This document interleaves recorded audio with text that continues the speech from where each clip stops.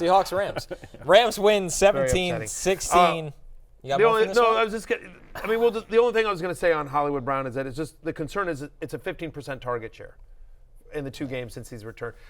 Again, I'm not going to panic yet because I want to see what this offense looks like when Michael Wilson comes back. He wasn't in this game. It was a little bit of a weird game. They're home to the Rams, then at Pittsburgh, then they have a bye before Week 14. So, but still, I probably want to wait and see it on Hollywood Brown next week. Yeah, I don't think you feel great about it, but it will turn at some point. There's too much talent. 7 targets for Trey McBride, though. That's the one you feel good about.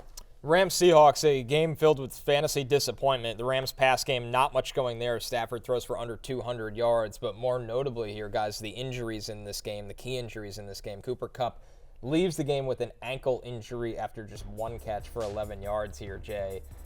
Not a good sign for a guy that's had a fair share of injury problems already. By the way, this is footage of not Cooper Kupp. Oh, here it is. Here's the footage. Okay, yes.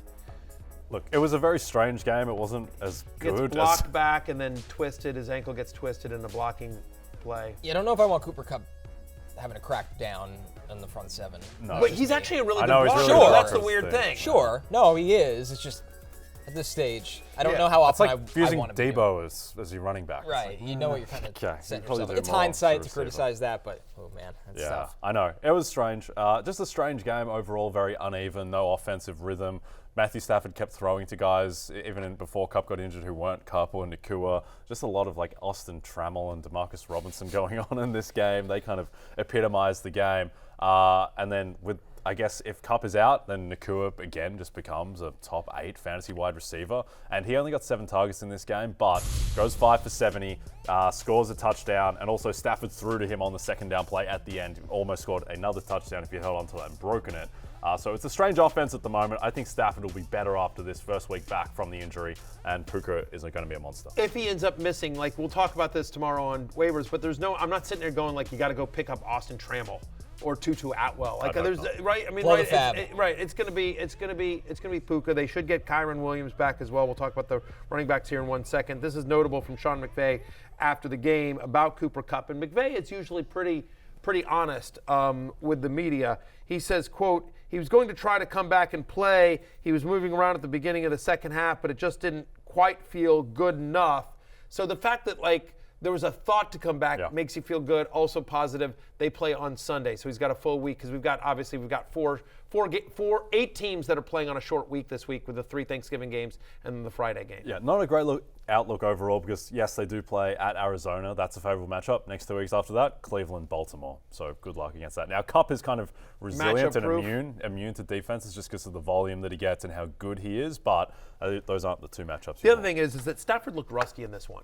He missed a deep ball down the right sideline. He just didn't look right at all. He had Darrell Henderson open in the flat where he just, if he just hits him in stride, Anderson goes, 40, 50 yards and possibly scores, and he just overthrew him. And Kupp had one in the end zone that, he slightly off as well, that almost came up for a touchdown. Just Stafford looked rusty. You know what I mean? Looked like a guy who hadn't played in a while. So I think better days are ahead for the Rams offense as well. The last thing here is it's felt like Freeman overtook Henderson. Henderson gets the kind of baloney touchdown at the end. Henderson more involved in the passing game. And it definitely feels like if for some reason they don't activate Kyron Williams off the waiver wire, off of injured reserve for this upcoming game, Royce Freeman would be in for a really nice workload against Arizona. It's a split, but Freeman definitely dominated the touches. On the Seattle side, a lot of injuries. Kenneth Walker left the game early with an injury. That's an oblique. Pete Carroll did not have a timeline for Walker. He said the oblique strain is legit. They play on Thursday, so obviously the turnaround here is extremely concerning. And then Geno Smith, he only returned for the final drive after missing most of the fourth quarter. Pete Carroll said that was a triceps bruise. Unsure if he's going to play on Thursday against the Niners. That would be the Drew Lock show, Jay. The only thing we said, McVay is actually pretty honest. For how much honest McVay is, Pete Carroll is an absolute liar with injuries, so we don't really know. No, but that's my concern. Pete Carroll is one of those guys where, it's like I think it's the Life of Brian, right? Where it's just gets the arm cut off. It's just a flesh wound, right? And so, Pete Carroll is one of those guys that, it's just a flesh wound kind of thing. And, no. Like, so when he sits there and says, like, this one The might Kenneth be Walker one is very concerning. He may never play again. He may never Triceps play again. bruised. Right. Yes. Yeah. Yeah. Yeah. So, Yeah. Is there something we don't know? Wait, Even right. worse? When Pete Carroll's like at serious, and like you feel like, because again, he is extremely optimistic on injuries. So short week is no good. This line also, the game's in Seattle playing San Francisco, That's the other NBC game. So one, like the matchup against the Niners, who look like the best team in football. Short week, and then also the line was Seattle plus 4.5 a few days ago. Now it's 7.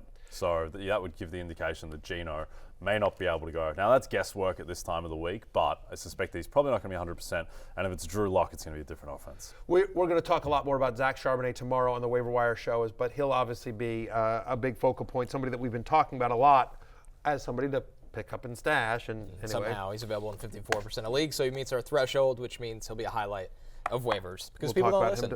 We'll talk about him tomorrow.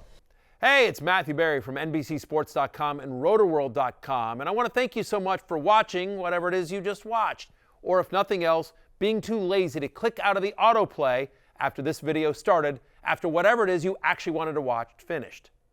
But now that you're here, I'd like to take a moment here to ask you respectfully now, okay? I'm asking you respectfully to subscribe to the NFL on NBC YouTube channel.